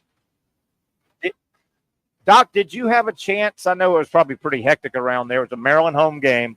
Did you have a chance, or have you had a chance to catch up with Coach Loxley, and has he kind of decompressed how big that win was for the Terrapin program? Yeah, it was great because I was able to hang out with him in the office afterwards and in a little restaurant and whatnot. And yeah, I mean, I think he was still riding on a high then, and so who knows what he feels like now about it. I'm sure he's on to Minnesota, and all that, which they play on Saturday. But it was great to see because now he's got his one son, who's my godson, who's played in the Canadian League for a bit. Who's coaching for him, and to see him and his boys there, kind of celebrating with them was an awesome sight. Dr. Bates, I did notice, and Brent, we were texting. He was sending some photos from the game. I did notice you weren't exactly in the nosebleed section there, knowing the head coach. Looked like you had a pretty good little seat there, Doc. Yeah. We had some pretty good seats, I would say. Dr. Bates, I'm curious when you talk to Mike Locksley. I mean, he's been around. He was at Bama for a while. He seems to have, and the word I'm going to use is, he seemed to settle that program down. Can you tell that being there? Is he pretty happy with the administration and where he thinks they're going at Maryland? Yeah, I mean, for the most part, I think he changed the overall environment there a bit, and for the most part, the city's kind of bought in to him. But you got to win. And if you don't win, they're going to start calling for your job. As you guys all know this. But yeah, I mean, I think he's really pleased with the way things are going. The one thing that Maryland doesn't have that those other larger Big Ten schools that are just focused in the city on college football team is the financial backing for now the NIL world that we're living in, and that's very difficult to compete against when you compete against a Penn State and a Michigan and Ohio State. They're the game in town. I mean, that's what everybody wants, is to see those. In the DMV area, it's not that way. There's a lot of things that that the population can back. Yeah. To correlate that to just the NFL, to give people an idea, if you were an NFL team and let's say the salary cap, and everybody had most franchises had enough money to maximize the salary cap. If the salary cap was $200 million and you could only pony up $120 million, well, you're probably going to miss out on some players. Doc, I can't let you go without giving me a Townsend State report. These guys have been playing pretty good football lately. Where are we at with Townsend? Yeah, they just got beat up pretty bad on Saturday. I was actually there for some of that game too. It was homecoming for both Townsend and Maryland, and they played Stony Brook. Stony Brook was just a better team. I mean, Townsend hung in there in the first half, but Stony Brook came out to play in the second half and beat them up. I mean, Townsend still has a very good program, and hopefully they'll bounce back from this one. Don Bates, we've seen some quarterbacks in the NFL and the college who have really sustained some difficult rib injuries. Yeah, we're looking at one right now. As of late, particularly Jaden Daniels. Tell us what makes that, could we say, dangerous and also incredibly uncomfortable. How do you work through something like that when you got a difficult rib injury? Yeah, that's difficult to work through. Basically, it's nowhere that you can immobilize, to try to make better. You can't put a brace on or anything. You pad it. But just particularly with the quarterback and needing his trunk for rotation when throwing, when changing directions and all of that, and it's very difficult to deal with something like that. And it's more of a time issue and trying to reduce the inflammation as much as possible so that you can perform. So I'm sure they're trying to do the best they can to get it back out there. But, they also realize, this is a rookie quarterback that's played well for them. And so they don't want to just throw him out if he's really not ready to play and put him in any jeopardizing situations that can make things worse for him, And we're looking at the we're in front of a big TV here, and that story's on right now, and it says Daniels did not practice today, and it's Wednesday. I mean, it says he did not go. And I'm trying to think of all the positions on a football field. Obviously, having a torso rib injury is tough, but the quarterback, probably the worst position. If you were a big lineman, you could I think you could put a lot of stuff around your ribs and kind of protect it. If you were but from a quarterback standpoint, you've got to have mobile trunk twisting, so you can only put so much on that. Yeah. Right? You got to have your mobility to throw. And my God, the torso is so involved in throwing. That's got to hurt every time you try to do that. Right. Yeah. Shoot. I think it hurt just when you take a deep breath. Probably. That's how it's your rib cage that expand and contract, with breathing. And so, if you ever experienced a broken rib or known someone that has a broken rib, I mean, they can cause issues with breathing often. And so this is, not that extreme, but similar. We've got to be able to breathe, and we've got to be able to twist and have some torsion when we're throwing. Talking with Dr. Aaron Bates, obviously orthopedic surgeon at Southeast Orthopedic Specialist. Doctor, I don't know if you actually saw the soundbite with Tua addressing the media. I think it was a day or so ago. And, my God, I was very surprised in Tua's attitude. He almost was – he was questioned about coming back this week, and some of the Miami media said, hey, are you thinking about the Guardian cap? And he was almost a little belligerent. He was like, I'm playing? And no, I haven't even considered that. I was uncomfortable with his answer. Doc, I don't know. I just don't like him coming back. That's just Terry Norville's opinion. Yeah, I mean, he's an athlete. He loves the game. We understand that. I mean, is it the most intelligent thing? Probably not. And if he does come back, is it most intelligent not to try to protect yourself as much as you can with the equipment that's available to you? Probably not. But it looks like he's gone through these questions over with the medical personnel and his organization probably ad nauseum over the last 2-3 weeks or whatever. Yeah, you're probably right. He acted like he made a decision, and almost like he just didn't feel like answering questions from the media on that, knowing that he needed to do that. That's part of the job. But you can tell just the way he was answering the questions. He's like, I don't feel like talking about it. This is my decision. Don't ask me again, basically. Yeah, definitely. I tell you, I'm concerned about that, man. Yes. Brent, obviously, he came out of Alabama. You followed his career. I just don't want to see him laid out like that again on the field. We've seen that 3 or 4 times. Doc, this is out of your wheelhouse. Obviously, you're an orthopedic surgeon. But Deebo Samuel's, the great receiver, do-everything receiver for 49ers, he's out now with pneumonia. I don't know if I'm way off base here, but I don't think of pneumonia hitting a 30-year-old, highly finely tuned athlete. Is that odd? I thought it was a little odd.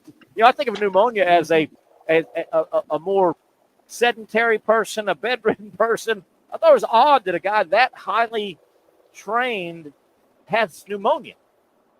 Yeah, it's not very common, but every now and then you can have someone with what we call walking pneumonia. Okay. It's also called atypical pneumonia. It's something that's not as severe as the pneumonia that you're talking about. And grandma that gets it because they're a little older and a little more immunosuppressed. But if you run down your body and you have a lot of stress, I'm talking about even emotional stress and physical stress, that can affect your immune system to the point where, you may get something like this. Yeah. Which is with an organism that's less virulent, but it tends to settle down in the lungs, and you'll have some of those symptoms. Yeah. And so, it's a weird thing, but he certainly has got it, and I've seen it happen in other folks that way.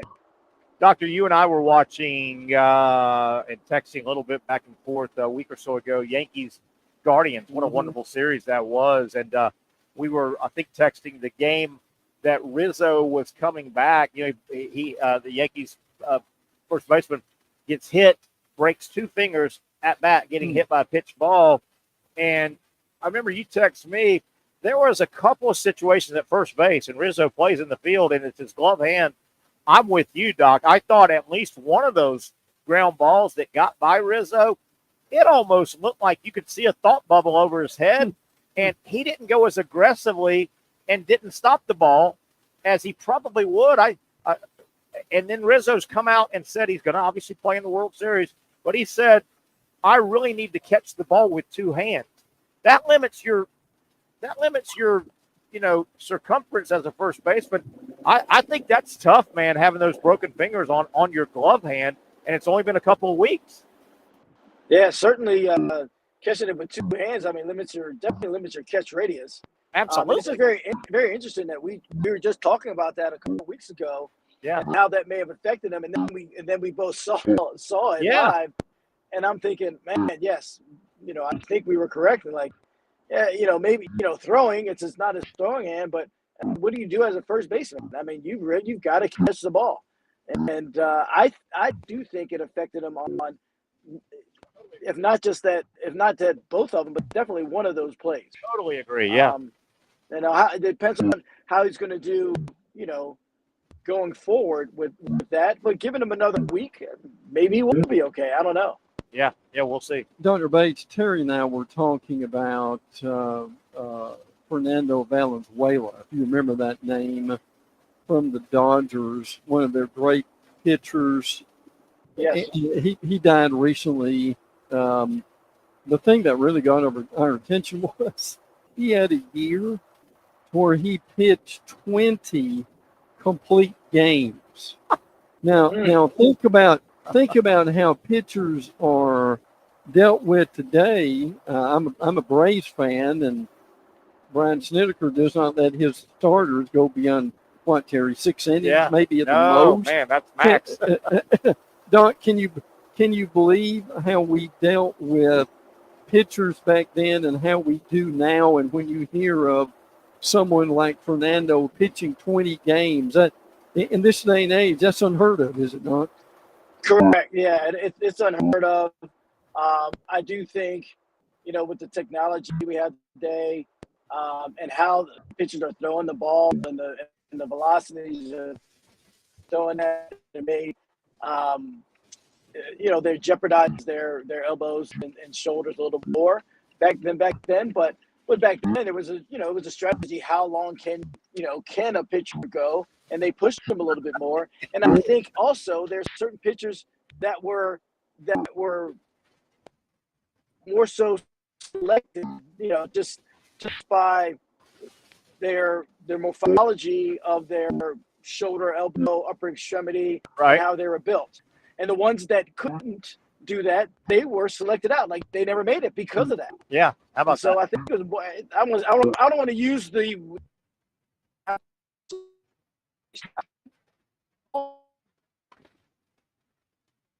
We lost Doc a little bit, Doc. I hope you're still there. I got one more I want to throw your way. I want to add into the Fernando situation, though. He wasn't ever the most svelte guy.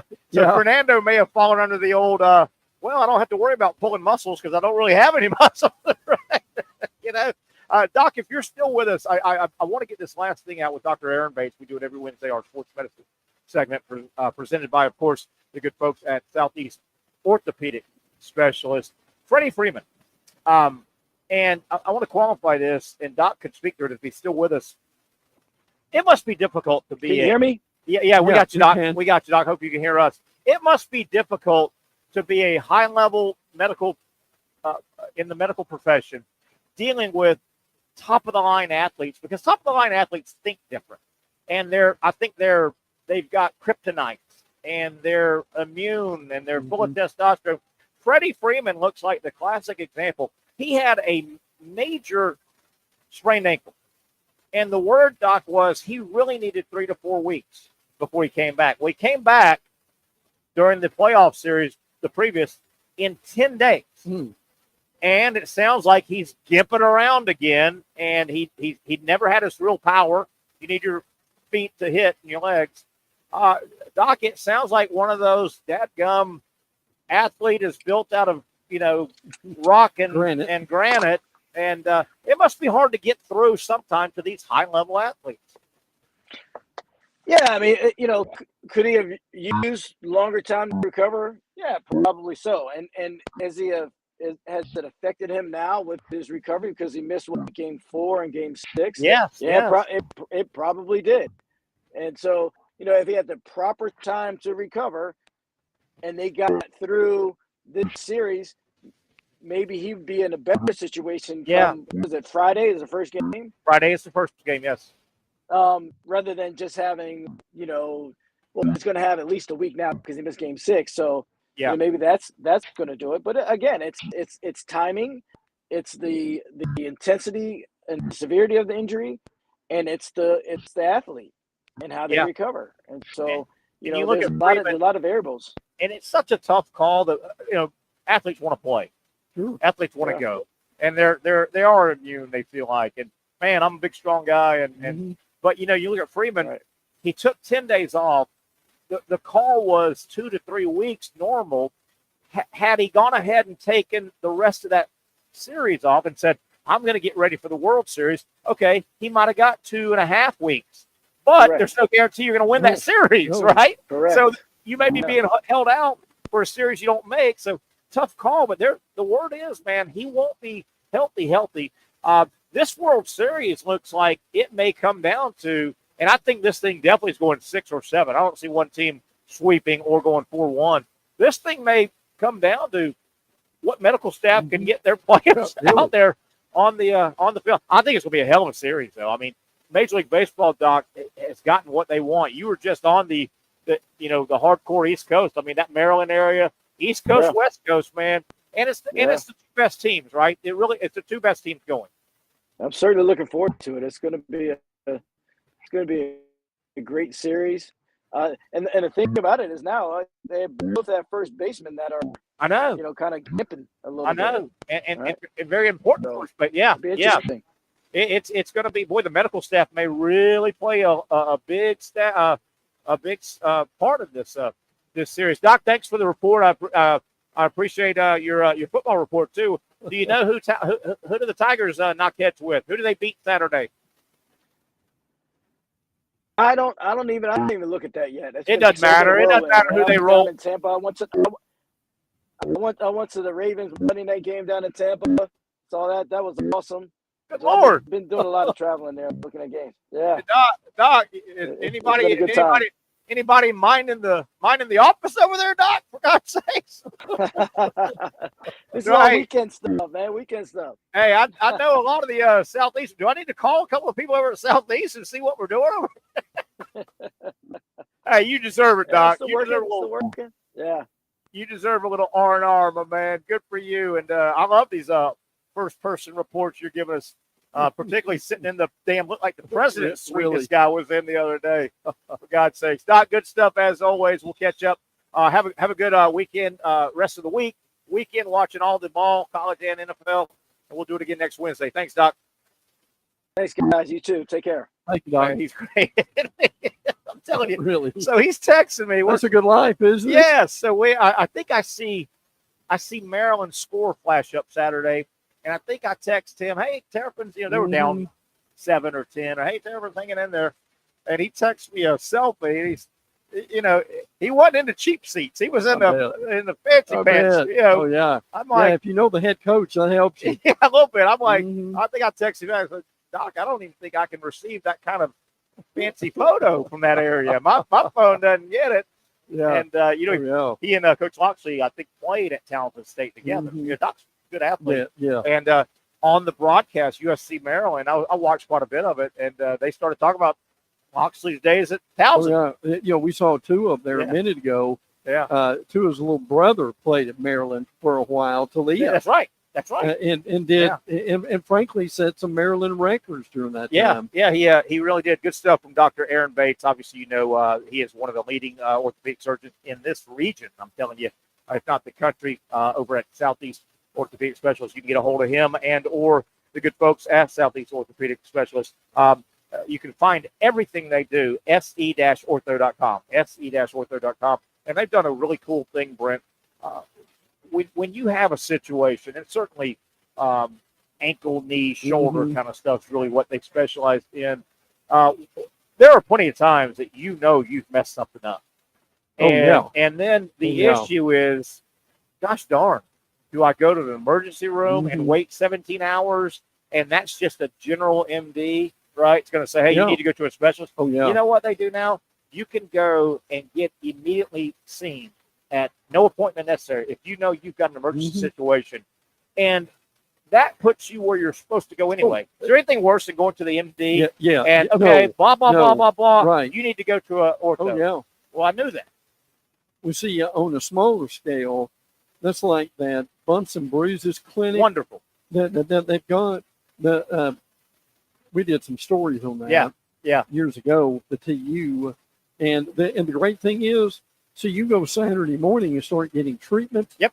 When a lot of guys, they're used to that, they wouldn't be in there to Monday morning. Or afternoon. When parent can get you there. So that would be the difference in playing or not the next week. I'm glad you brought that up. We're about to go to break. The Southeast Orthopedic Specialist Saturday morning fall bumps and bruises clinic for all sports, all athletes. Obviously the high school, college area age group. No charge.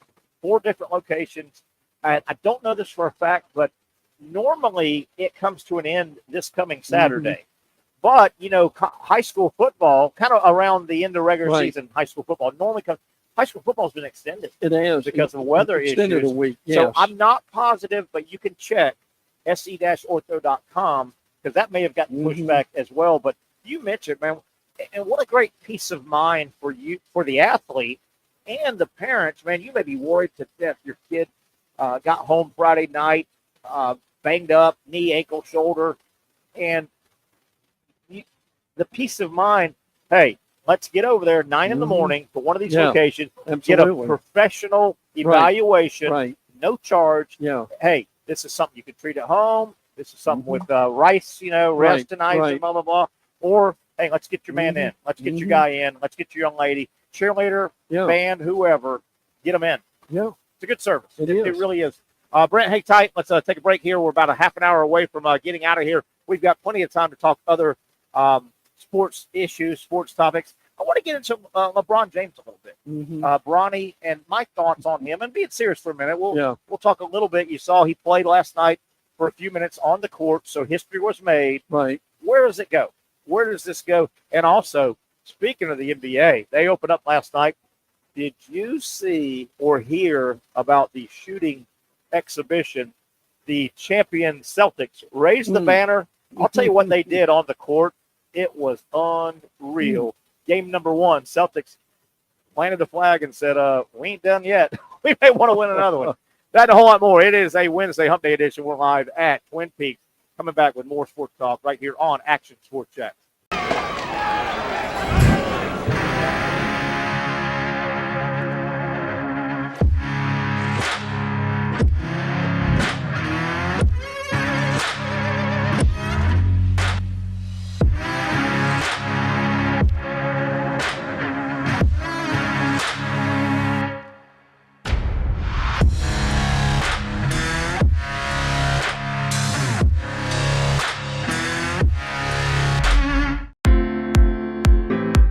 At Southeast Orthopedic Specialists, we know pain and injuries can stop you from doing what you love.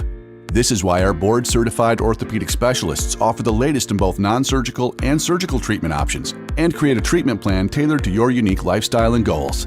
So, whether it is a sports injury or that nagging pain that's keeping you from doing what you love, our team has the right treatment for you. For more information or to schedule an appointment online, visit our website.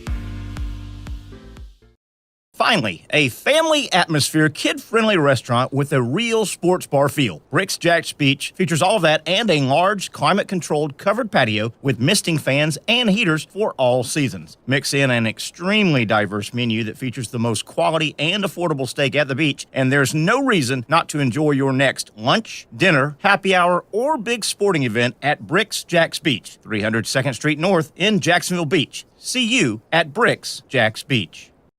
You really got to hand it to him. Hold on. The previous play is under further review. I'm not sure what he could review, but okay.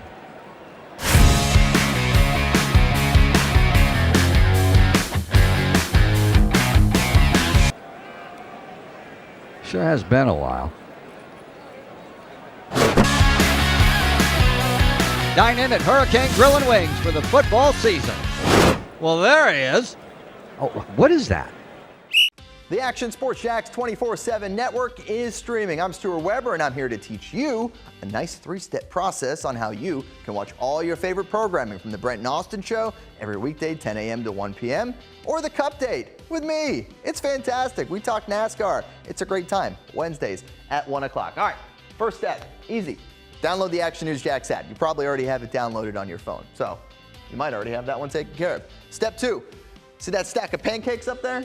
You click that stack of pancakes, and it's going to bring down step number 3, which is a full screen of all the different streams that you can click on, including the Action Sports Jacks 24/7 stream. You click that, the video's rocking and rolling on your mobile device. You're watching all the shows you want to, and you're having a good time. You can also do it on your smart TV with the Action News Jacks Now app. I do it on my Samsung TV at home. It's a great way to watch it on a nice, large screen for all the content. That's the Action Sports Jacks 24/7 network. Hope you can find it.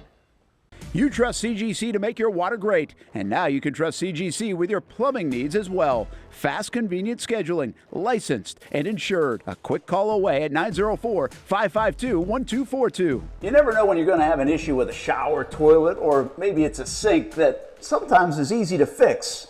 All right, let's be honest. I'm not fixing anything.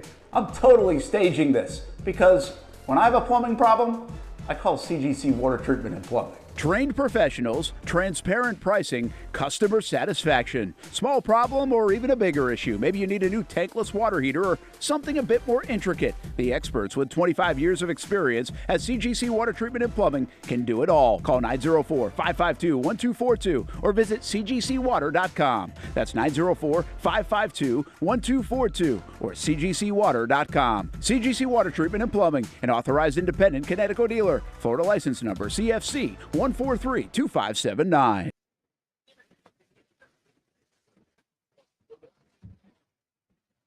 Look at that shots at the over the skyline of Jack's Vegas. Terry Norvelle, Brent Beaird sitting down. Had a fun show. Hope you've enjoyed the portion. Hopefully you've been with us the whole time. We do it weekdays 4 to 6. If you're new to the show, 4 to 6, we are at a different location every single day of the week. We have 5 wonderful location sponsors. Brent, I don't go over it enough. We talk about it, but let me go over it. Monday, we are at the Icebreakers Bar and Grill. Have you been to the Igloo since they've redone it? I've heard nice things about it, though. The Community First Igloo, you see it off of I-95 right there at the Emerson exit. The Icemen, that's their headquarters, their home headquarters, their offices. They practice there, play the games in the arena, and then the entire facility a couple years ago, they put $25 million in this thing. It is open to the public. You can have open skate. There are, you'd be stunned. I have been stunned the first few weeks we've gone there, but this is our Monday home over there at Icebreakers. You might be stunned. I have been. How many or how big youth hockey is in our area? Teams everywhere, practicing. I bet it is. And open skate. Yeah. You can see people on the 2 rinks. There are 2 rinks over there. Oh, yeah. Open skate every level. You got girls that look like they're trying out for the Olympics. You got guys, little kids that are just put on skates for the first time. I always thought this city would do really well if it had a professional hockey team. Yeah, yeah. And I know they've got. Iceman opened up Saturday. Nice, they lost an overtime game at home, 12,000 plus in the arena. That's incredible. 12,000 plus. That's our Monday home. Tuesday, you know by now, we're in Mandarin, in the heart of Mandarin. You can find this show every Tuesday, live 4 to 6 at Hurricane Jewington Creek. We were there yesterday. Have a big time there. Wednesday, every single Wednesday, you can catch us right here at the intersection of Atlantic and Kernan. This is Twin Peaks, the awesome restaurant here. Great food, scratch kitchen, 29-degree cold draft beer. Obviously, all beer on tap, in bottles, full liquor bar, full restaurant, great TVs, and the Twin Peaks girls. Thursday, tomorrow, we'll be out at Sliders Oyster Bar, and Friday, we're at the beach again, the other end of the beach, Bricks Jack's Beach. Bronny James got into the game last night. 3 minutes. He had 3 minutes, 0 for 2 shooting, 1 rebound. He did play in an NBA regulation game on the court with his dad, so that has been done. Yeah, yes, thankfully. It was contrived. I don't think it means much because it was fake. Now, if you're Bronny James, what's best for Bronny James? Shouldn't he go immediately back down to the G League? What good is it for Bronny James to be on the bench at the Lakers? None. in terms of developing his basketball game. True. None. He needs to play, be able to do something to contribute somewhere. And I think if his father was honest, he'd say the same thing. Yeah, you wonder what they're going to do. You wonder, does LeBron and I've said this all off season when we saw this coming. I think LeBron's been unfair to his kid. I think if he stays with the Lakers, he's going to catch all kind of ridicule. Visiting fans, I think, will be all over him. Oh, yeah. And you know how fans are. Oh, yeah. Bronny should stay in college. Probably. At least another year. Probably. Definitely. It'd be interesting to see where he goes, what he wants to do with his development. I never did this from an anger standpoint, but because I felt like Tim Tebow's baseball career was contrived. Tim Tebow never should have played AAA ball. My God, he hit about 120, which was hard to do. Sure. He probably never should have played AA ball. He had a little run where he had a few hits. Yeah. Tim Tebow, I tracked that not from a mean point of view, but I thought it was wrong that he was taking on the spot. He was not a professional baseball player, and we tracked him to a degree. I feel like that's kind of Bronny James. Probably. He has no business. Probably. And if he stays up there, I'll probably track him a little bit. Yeah. Not being mean, but just going, this is wrong. Yeah. There are only 13 roster spots, I think, in the NBA. Yeah. Somebody is not on an NBA roster making NBA roster money, even if it's 13th on the roster, because of Bronny James. And somebody that they could use. Probably they could use. You see where Canat, who played for Tennessee, nice player, lit it up for them. Did he have a big game? Charles Barkley got on and said, how did people let the Lakers get him? Yeah. Dalton Canat, So he had a big game last night. Yeah, who is it? Who is from Tennessee? He's with the Lakers. Yeah. Yeah, he's on the game last night. Speaking of last night, NBA opens up. We're not huge NBA guys around here. We follow it as, obviously, Patrick with his basketball background, and somebody's having a birthday. Did you see what the defending champions did? Not only did the Celtics open up last night, they raised banner number 18. They won the championship last year. 18 banners. The Celtics, in a win last night over, I think they played New York. The Celtics hit 29 three-pointers. They made 29, and as I understand it, that tied the all-time single-game record. Right. And the word is they tied it with their 29th.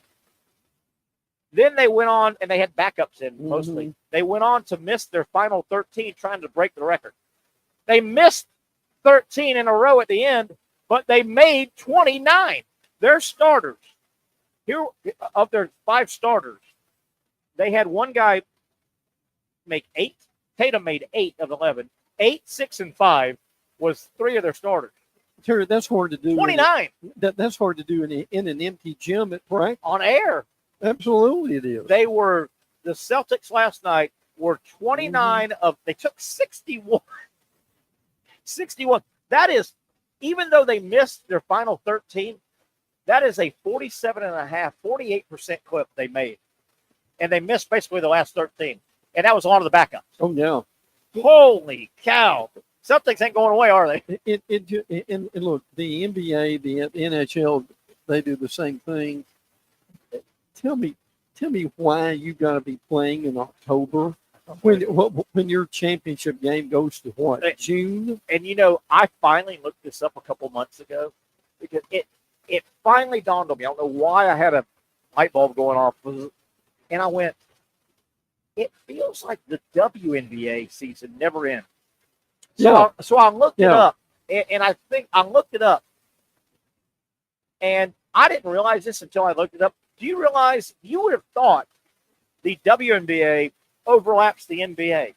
They barely overlap. They're in different 6 months of the. That's why it feels like the WNBA or the NBA. What do you think they would overlap? I guess the theory is whoever the powers that be, they want the game of basketball to be front and center year round. My God, the WNBA just ended like days ago. It did. Days ago, and the NBA just started. People, listen, when football season's going on, they're not their attention span on the WNBA and the NBA is minimal. Yeah. Was it you that told me that? And I don't know if this is true or not. I don't know if it was you. Pardon me. Correct me. Caitlin Clark may be flirting with going to Europe. Yes, I've heard that. Is that real? Yes. What do you know about it? Someone told me that the other day. I don't know a lot about it. Does the WNBA have a backup storyline Probably that could not. fill in? Because without a mega storyline, the WNBA would have gotten no coverage. None. But did you hear that? She may be talking to Europe. Yeah. I'm. Is she just? And Zach, I don't know if you know anything on that. Is she just had enough of it? Is the money just too big to turn down? And you and I just we got into this the other day. I mean, what they have done to her on the court, frankly, brutal. is just assault. It's brutal. I mean, if you did that in Publix or somebody, you'd be arrested. Yeah, and it's weird. That's their cash cow. Mm-hmm. Why would the league? I mean, I don't follow that league, and you obviously, if you're a sports fan, you get force fed. You're watching. I want to see the highlights of the football game, and boom, you see. Sure. But I saw some brutal treatment for above, just above and beyond. Zach, do you know anything about Caitlin Clark? I know you're from the Low Country, South Carolina. The Lady Gamecocks who handed to Caitlin Clark a loss in the championship game. As far as I can tell, I think these are just internet rumors. I don't think there's any truth to her playing in basketball. I'm seeing that there are no confirmed reports about that. I think it's just people just saying stuff. If I was Caitlin Clark and her agent, I wouldn't mind that floating around. No, not at all. Because I could hold the WNBA financially hostage. Because I mean, I've said it forever, and I'll keep saying it until it changes. The biggest issue the WNBA has / women's sports, women don't watch women's sports. And they certainly don't watch if there's not a mega story. Yeah. How often are you going to have a Caitlin Clark story? Not very. Why would you run her out of your league? Right. Well, look, the mistake that was made there early on, and Zach, correct us on this, was their commissioner should have stopped that immediately. And Caitlin's coach, I don't know what she did with it either, but you can't let that continue for what it does to your game. I tell you that Zach, help us on that. Did they do anything or try to do anything there? You know? I haven't seen anyone trying to get out in front of the rumors necessarily, but I mean, most of the things places that I see people talking about this are on TikTok clips, and I think they're basically just quoting each other. Like, there's no real. I don't know who the original source was. In addition to the rumor this year, is she not flirting with Europe? Is she strong arming that to get more money? Blah blah blah. We all saw, even if you're casual, I don't follow the WNBA, but you can't not see it. I mean, there were cheap shots, and there were pull downs, and there were elbows, and the way they treated her, their cash cow, at least for the next year or two, was stunning. And Brent, I'm like you, was there ever any home office? Hey, what are we doing here? Yeah, absolutely. It was almost like, and I get it, rookies in all sports, Nolan Ryan buzzed the rookie hotshot baseball guy. And you know what? Ray Lewis drilled the new hotshot running back maybe here and there. I get that. It went way above and beyond rookie hazing. Hey, this is the pros. Yeah. I thought it was terrible the way they treated that young lady. I did too. I mean, it was basically a felony is what it was. It looked like it. It really did. Zach, you're because you're from the Low Country of South Carolina, where they take their women's basketball serious. You're our expert on that. You're our expert, so brush up on it, okay? Yeah, we do. I mean, we do have the best team in the land, and I think we will continue to dominate this season. But, yeah, I mean, it really did feel like in the WNBA, every team every night had some type of personal vendetta against Caitlin Clark. They were hitting her, slamming her to the ground. And as far as, the league commission, I mean, it felt like she was getting whatever the opposite of the Michael Jordan rules are. She was getting that. Just the complete polar opposite. Yeah, interesting. And, I'll take it back to the marketing world, advertising marketing world, and kind of tie it into Caitlin Clark is the big client in the WNBA. With that said, in the marketing world, everybody wants to land a mega account, right? If you're the advertising agency, you want to land that mega account. But you want to be careful because if that's all you have, that account has you by the you-know-what. Yeah, sure if you lose that account, yes, you might go out of business. Yep. Because you have one big fish. Everybody wants that big fish, and you've got it. But if you don't have some more substance behind it, they've got you by the crosshairs, if you know what I mean. Because they say, hey, you know what, we're going with it. We got a better offer. We're going there. That's kind of where the WNBA is at. If you are counting on having a Caitlin Clark level story every year, good luck. Yeah, Good absolutely. luck. That just doesn't well, happen. She's probably. I mean, she's a generational player, basically, and I'm not saying she's leaving, but if you do what you do to run her off, I agree. That was just handled very poorly for what they wanted to do eventually with that league. I agree. It's a weird, tough decision here, but that damn WNBA, man, I wouldn't lean too far and let her do anything she wants on the board. But man, you got to protect her a little bit. That was terrible. I barely watched. Oh, yeah. How bad was it if you really watched? Absolutely. Zach, I want to get you on. We're going to take this to the final break, if you don't mind, if that works on your end. Production-wise. Let me get our timer here. I want to go over our picks. I know Patrick's out today. We'll catch up with Pat tomorrow and or Friday and go with him. But I want to go over, Zach, because I know you're waiting with bated breath to see. I'm scratching and clawing back. Only the criminals kept me out this week. Yeah. All right, here's what we've got, guys, from our threesome we pick.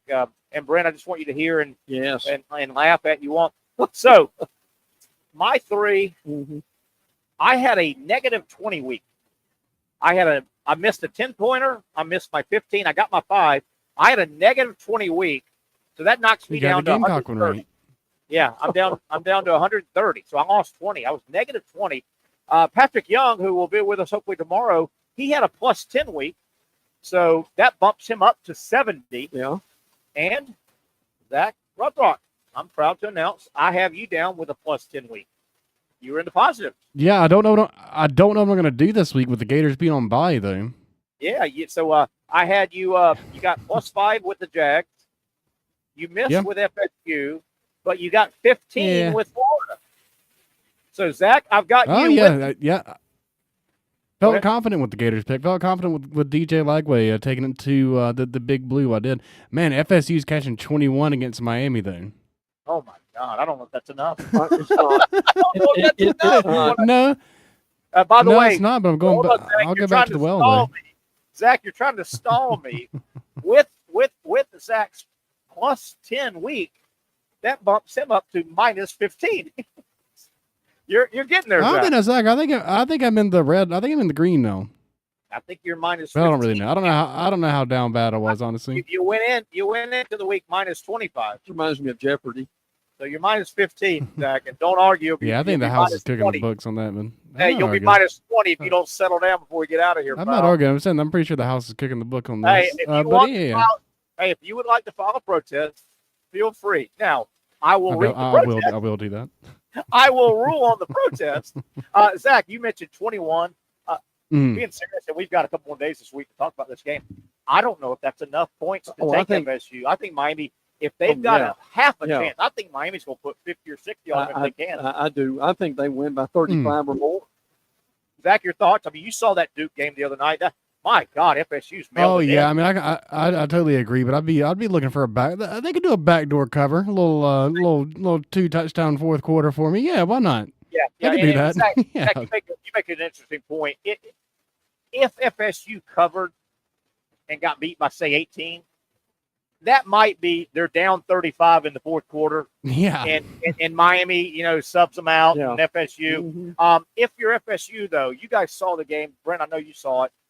Don't you ride Kromenhoek the rest of the way? Yes. Luke Kromenhoek, who was a 4-ish, 5-ish star quarterback. Sure. If there was one shining moment Friday night for Florida State, and there weren't many, he throws a nice ball. He throws a nice football. He put a couple passes right on the money. I think you could build around him a little bit.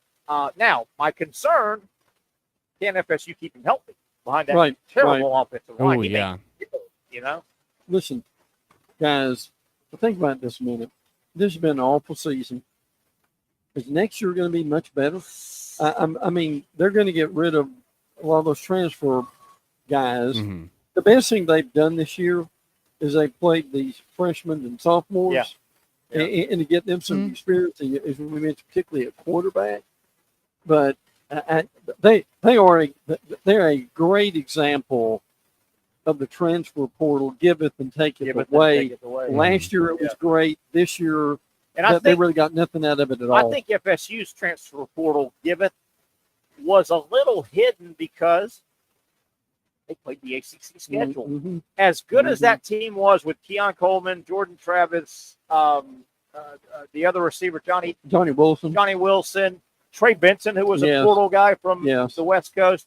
As good as that team was, that was a 13-win team because I think you got a lot of gimme wins in the ACC. That same team in the SEC might have been 9-3. Oh, yeah. So I think there was a little bit of a mirage there. That was a pretty good team. Yeah. I will say this, too.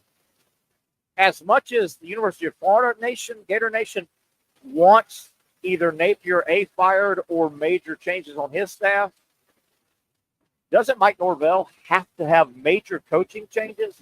I think he's got to clean. He does. He can't just say, "Hey, we're all going to coach harder and play harder. We're going to go get them next year." They open up with Alabama. They do. And I know Alabama has lost a couple of games. That'll be Kalen DeBoer and the boys' second year. Yeah. Right? Correct. Did you know that, Zach? They open up. They're going to debut that. I didn't realize that. FSU will debut. You know, they're working on the stadium. And matter of fact, when Florida rolls in, they only have about 55,000. They're renovating the stadium to a large degree. And they're going to show it off. This has been scheduled. Alabama is one of those first weekend games. Yeah. That's going to be at Tallahassee? Yeah, they're going to show off the stadium. Wow. Yeah. All right. They're showing off the stadium. And I guess that's going to be a return game somewhere. Yeah, somewhere down the line. But Alabama will be a lot better than this Alabama we see the last week or so. DeBoer will have his second year. Tyler Simpson, who's played a lot of football, will be the quarterback, right? Most likely. Yes. And, FSU opens up with Alabama. Milroe actually has another year, but they may need to say pat him on the back. Yes. Yeah. Yeah. And you know what? He probably could use that. Just you know what? Go ahead and hey, you've thrown 500 passes in the SEC over a couple of years. But look, you're a senior now.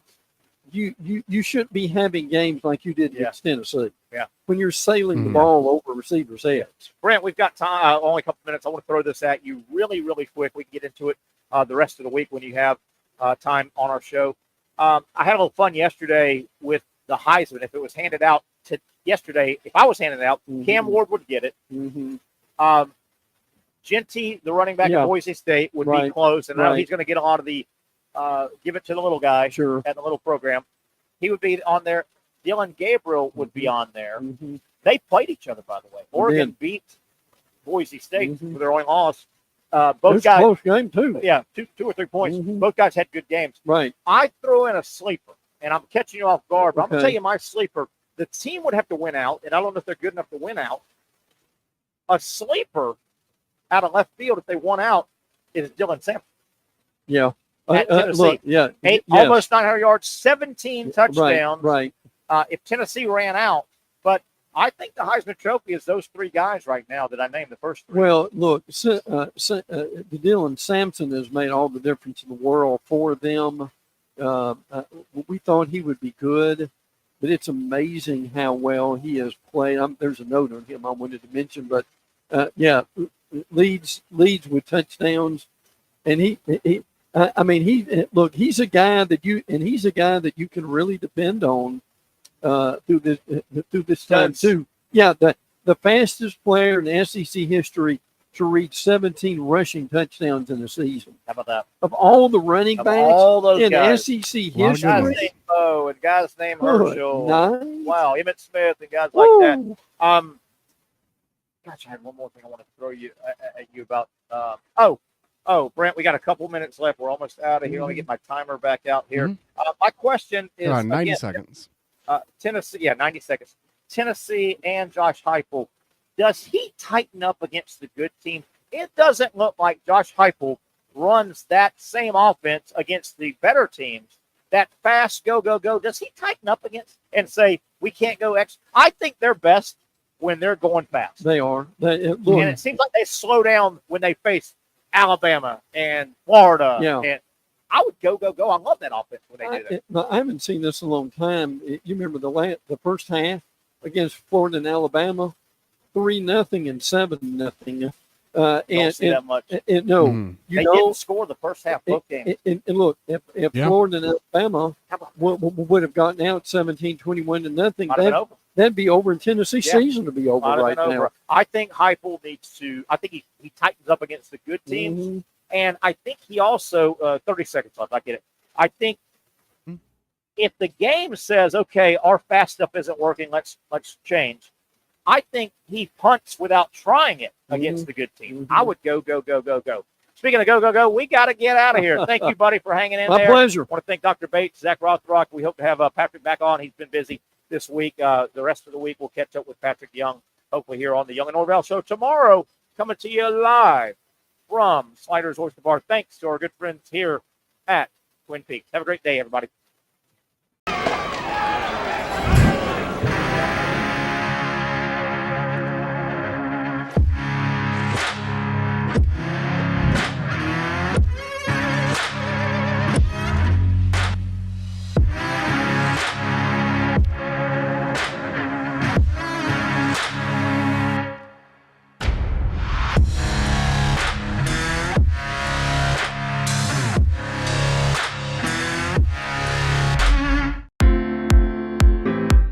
At Southeast Orthopedic Specialists, we know pain and injuries can stop you from doing what you love. This is why our board-certified orthopedic specialists offer the latest in both non-surgical and surgical treatment options and create a treatment plan tailored to your unique lifestyle and goals. So, whether it is a sports injury or that nagging pain that's keeping you from doing what you love, our team has the right treatment for you. For more information or to schedule an appointment online, visit our website. Finally, a family atmosphere, kid-friendly restaurant with a real sports bar feel. Rick's Jack's Beach features all of that and a large, climate-controlled covered patio with misting fans and heaters for all seasons. Mix in an extremely diverse menu that features the most quality and affordable steak at the beach, and there's no reason not to enjoy your next lunch, dinner, happy hour, or big sporting event at Rick's Jack's Beach, 300 2nd Street North in Jacksonville Beach. See you at Rick's Jack's Beach. You really got to hand it to him. Hold on. The previous play is under further review. I'm not sure what he could review, but okay.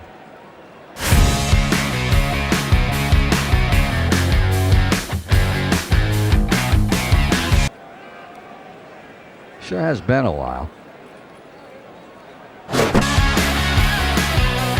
Dine in at Hurricane Grill and Wings for the football season. Well, there he is. Oh, what is that? The Action Sports Jax 24/7 network is streaming. I'm Stuart Weber, and I'm here to teach you a nice three-step process on how you can watch all your favorite programming from the Brent and Austin Show every weekday 10 a.m. to 1 p.m. or the Cup Date with me. It's fantastic. We talk NASCAR. It's a great time. Wednesdays at 1 o'clock. All right, first step, easy. Download the Action News Jax app. You probably already have it downloaded on your phone, so you might already have that one taken care of. Step 2, see that stack of pancakes up there? You click that stack of pancakes, and it's going to bring down step number 3, which is a full screen of all the different streams that you can click on, including the Action Sports Jax 24/7 stream. You click that, the video's rocking and rolling on your mobile device, you're watching all the shows you want to, and you're having a good time. You can also do it on your smart TV with the Action News Jax Now app. I do it on my Samsung TV at home. It's a great way to watch it on a nice, large screen for all the content. That's the Action Sports Jax 24/7 network. Hope you can find it.